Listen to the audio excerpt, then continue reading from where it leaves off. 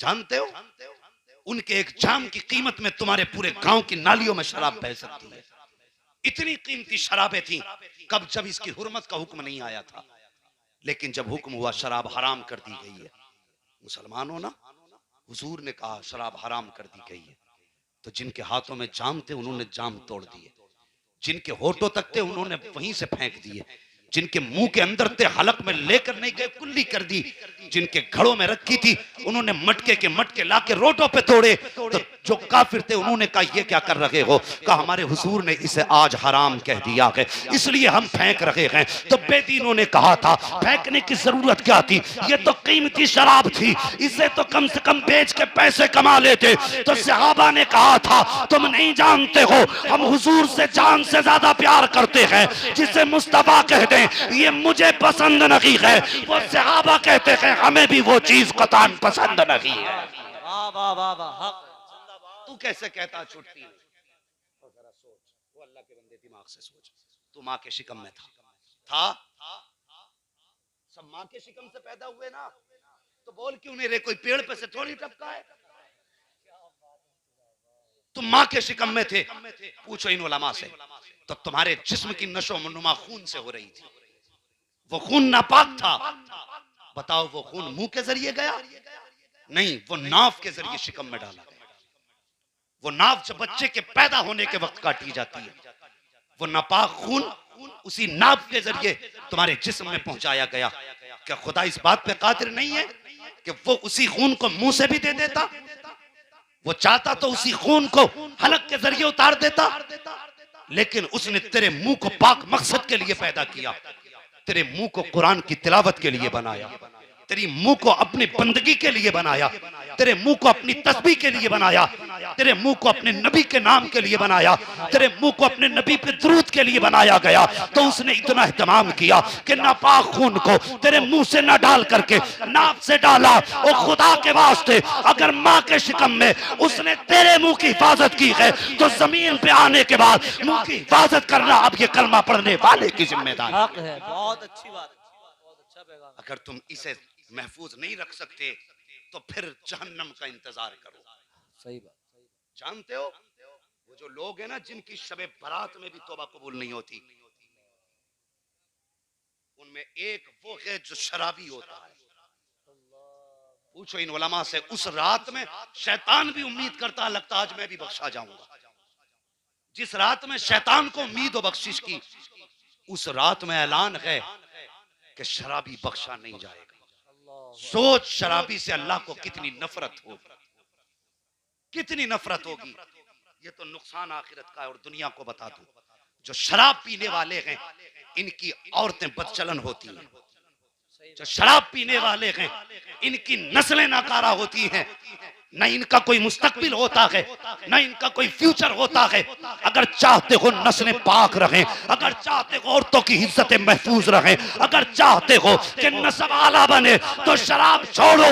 आज ही मुस्तफा की बारगाह में गर्दन झुका के तौबा कर लो और इतना कह दो कि मैं मुजरिम हुआ का मुझे साथ ले लो कि रास्ते में है जा बजा थाने वाला। सुभान अल्लाह। नारे तकबीर, नारे रिसालत, मसलके आला हजरत, उलमाए अहले सुन्नत। बहुत अच्छे। बंद करो शराबें। हमें हुजूर के हाथ से हौज़े कौसर का जाम पीना है। बोलो पीना है कि नहीं? इंशाअल्लाह हमें ये शराब नहीं, हमें जन्नत की शराब चाहिए। हम इस नापाक को मुंह में नहीं डालेंगे। हमारे लिए शराब तहूर है, हमारे लिए हौज़े कौसर पे जाम हुजूर ने ले रखे हैं। ओ भाई मेहरबानी करें, ज़बान को पाक करें। करेंगे इंशाअल्लाह। ए जवान, मैं तेरा छोटा हूं तो छोटा समझ के मान जा, बड़ा हूं तो बड़ा भाई समझ के मान जा, बराबर का हूं तो दोस्त समझ के मान जा। खुदा के वास्ते शराब को हाथ न लगाना, शराब को हाथ न लगाना। ये तेरी दुनिया भी बर्बाद कर देगी, आखिरत भी बर्बाद कर देगी। वो ऐसे यार जो तुम्हें शराब के अड्डों पे लेके जाएं, उनसे यारी तोड़ दो। वो तुम्हारे यार नहीं, तुम्हारे दुश्मन है, तुम्हारे दुश्मन है। लोग कहते हैं ना देखा जाएगा, मरेंगे तो क्या खाक देख लो। जब कफन में हाथ आते ना यार, कफन तो बहुत बात की बात है, जब रूह निकल जाती है ना तो फिर तुझसे अपना सद नहीं संभलता। क्या खाक देखेगा तू? तुझे उठाने वाले और नहलाने वाले और कफन पहनाने वाले और तेरा बदन साफ करने वाले और करवटें दिलाने वाले और क्या खाक देखेगा तू? वो जो कब्र में उतारेंगे वो और होंगे, जो मिट्टी डालेंगे वो और होंगे, क्या खाक देखेगा? आज ले उनकी पनाह, आज मदद मांग उनसे, कल न मानेंगे कयामत में अगर मान गए। नंबर 1 शराब से बचना है, नंबर 2 ब्याज से बचना है। ब्याज से बचेंगे इंशाल्लाह। है कोई फाइनेंस के नाम पे खा रहा है, कोई बिजनेस के नाम पे लूट रहा, सब चल रही है धवाधम हलक के अंदर। भाई हलाल रोजी खिला। किसान लोगों ना, खेत में काम करने वाले लोग हैं, कितने लोग खेत में काम करते हैं जरा हाथ उठा के बता दे माशाल्लाह। अल्लाह सलामत रखे, अल्लाह खुश रखे। भाई ये मौलाना लोगों आप जरा हाथ नीचे कर लो, आप नहीं करते हो काम। हाँ, हाथ जब भी उठाया करो ना थोड़ा सा जरा सच्चाई के साथ। अगर अभी कह दूं अम्मा से कितना प्यार करते हैं तो सब दोनों उठा देंगे, भले ही अम्मा से लड़के आया हो। तो मैं उन चीजों पे हाथ नहीं उठवाता जिस पे आदमी झूठा उठाने पे फख्र करे। मैंने सिर्फ खेत के बारे में पूछा, मैं जानना चाहता था कितने लोग खेत वाले हैं, ताकि मैं आपके हिसाब से मिसाल दे सकूं। हाँ सब है ना, आप जानते हैं। अगर आपने गेहूं लगाया और उसके अंदर कोई मर्ज लग गया, गेहूं पीला पड़ने लगा, आप गए दवा अपनी मर्जी से लेकर के आए, दवा मिल गई गलत, आपने वो लाके डाल दी खेत में, गेहूं बढ़ेगा कि खत्म हो जाएगा? क्या होगा गेहूं का? मतलब ये कि फसल में अगर गलत दवा डालो तो फसल खराब हो जाती है। यही तो कहना चाह रहे हैं आप लोग। अगर गलत दवा डालें तो फसल खराब होती है। तो सुन, अगर गलत दवा से फसल खराब होती है तो गलत रोजी से नस्ल खराब हो जाती है। बहुत अच्छा जुमला है। गलत रोजी से नस्ल खराब हो जाती है।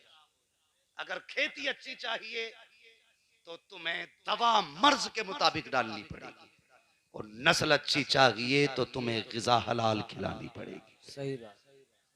खुदा के वास्ते 1 रुपया हराम का लेके मत आना। ब्याज के नाम पे 1 रुपया भी, जानते हो 1 रुपया ब्याज का खाना इतना बड़ा गुनाह है जितना कोई बंदा अपनी माँ से 70 मर्तबा जिना करे। 1 रुपया हराम का घर में मत लाना। फाके करने पड़े कर लेना, भूखा मरना पड़े मर जाना, लेकिन ब्याज का रुपया ना लाना। फाके से मरोगे हुजूर संभाल लेंगे, ब्याज खा के मरोगे, न यहाँ खैर है न वहां खैर है। सही बात है, सही बात। बचे हराम काम से। फरमाया गया ए ईमान वालों, अपने आप को और अपने घर वालों को दोजख की आग से बचाओ, दोजख की आग से बचाओ। जितनी बातें मैंने कही है याद है आपको? अगर याद ना हो फिर दोहरा देता हूं। सुने, जलसों की इज्जत करनी है, ठीक है? ये पहला सबक दिया था मैंने। घरों के अंदर जो रस्म रिवाज नाजायज फजूल खर्चियां, ये बंद करें। नंबर 3, जो ये बेहयाई की रस्में, इस्तकबाल, वेलकम, रेविन कटाई, ये बिल्कुल बंद कर दो। आइंदा मैं आऊं तो मुझे खुशी होनी चाहिए कि जो मैं कह के गया था हुजूर के गुलामों ने करके दिखाया है। ये कोई इतना बड़ा काम नहीं है जो नहीं होगा, ये बंद हो जाएगा, ठीक है? रेविन बंद होगा तो ये तो हो गया दामाद का इलाज। अब बेटी का इलाज करना है कि उसे पर्दा देना है। तेरी मेरी बेटी पर्दे में रहनी चाहिए, मजार पे जाने की इजाजत नहीं। अगर हाँ मजार अलग है, भीड़ नहीं है, तो अपने बाप के साथ या अपने भाई के साथ पर्दे के एहतमाम से जा सकते हैं। ये भी बात बता। लेकिन जहां बेपर्दगी का या बेहयाई का शक और शायबा भी हो, इजाजत ही नहीं। ठीक है जी, इतनी बात हो गई। उसके बाद जो बात कही है हमने, याद है क्या बात की थी हमने? हमने बात की थी कि मजदूरों की मजदूरी पसीना सूखने से पहले देनी है, किसी की मजदूरी टालनी नहीं है, और जिससे जितना काम लिया उतना पैसा देना है। ये बातें याद रखनी है। अब आपको पूरी तकरीर सुना रहा हूं मैं अपनी। जितना पैसा, जितना काम लिया उतना बोलो, उतना पैसा देना। और दूसरी बात, रमजान शरीफ आ रहा है, गरीब दुकान पे आ जाए, ऐसा जुमला ना बोलना जिसे उसे अपनी गरीबी का एहसास हो। दिल तोड़ने वाली बात नहीं करनी है। हाँ, अगर जरूरतमंद दिखे अपनी मर्जी से एक जोड़ा हुजूर के नाम पे बनाना है। तीसरी बात, रमजान शरीफ में पड़ोसी का ख्याल करना है। जरूरतमंद है, इफ्तार अपनी तरफ से करानी है। ठीक है जी, किसी के घर में सहरी नहीं है तो सहरी करा देना, किसी के बच्चों पे कपड़े नहीं है तो ईद में कपड़े पहना देना। ये मेरी पूरी तकरीर है। और जवानों, शराब से तौबा कर लो, शराब से तौबा कर लो। और लोगों चाहते हो नस्लें अच्छी हों तो फिर प्याज से तौबा करो। ये सारे नाजायज काम बंद करो।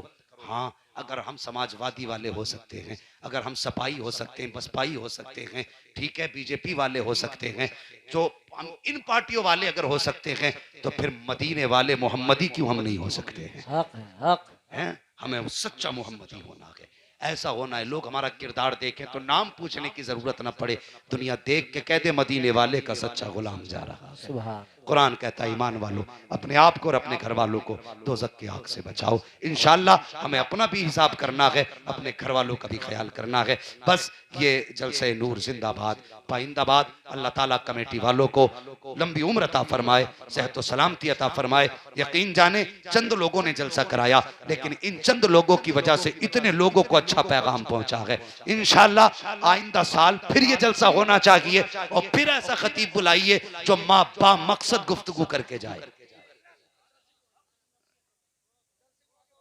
देख मैं ना आप छोड़ने के लिए तैयार है, लेकिन मुझे छोड़ दीजिए।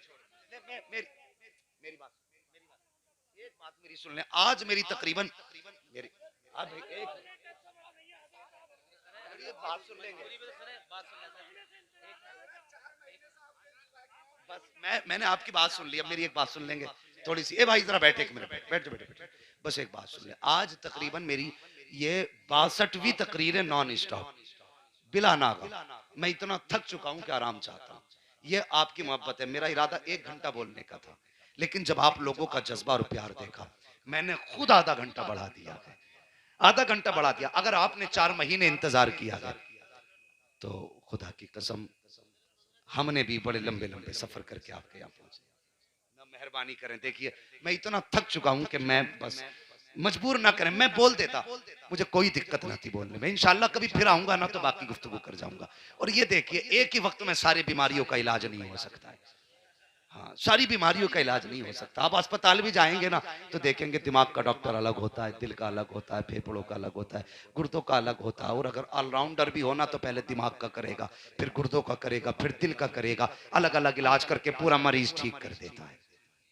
ठीक है जी, तो बस मैं माजरत चाहता हूँ, जो हुए अगलात उनको माफ फरमाए रब्बे कायनात। जिंदगी ने दिया साथ तो फिर होगी मुलाकात। चमन रहा फूल खिलेंगे, जिंदगी रही फिर मिलेंगे। मुसाफिर हैं हम भी, मुसाफिर हो तुम भी, किसी मोड़ पर फिर मुलाकात होगी। फकीरान आए सदा कर चले, सदा खुश रहो ये दुआ कर चले। सारे लोग कलमा शरीफ पढ़ लीजिए, ला इलाहा इल्लल्लाह मुहम्मदुर रसूलुल्लाह। ये जलसा नूर जिंदाबाद, ये बस्ती पाइंदाबाद। अस्सलाम वालेकुम व रहमतुल्लाहि व बरकातहू। साहब भाई 2 शेर जरा पढ़ दे, ख्वाहिश है लोगों की। बैठे रहिए भाई, साहब भाई को सुन ले।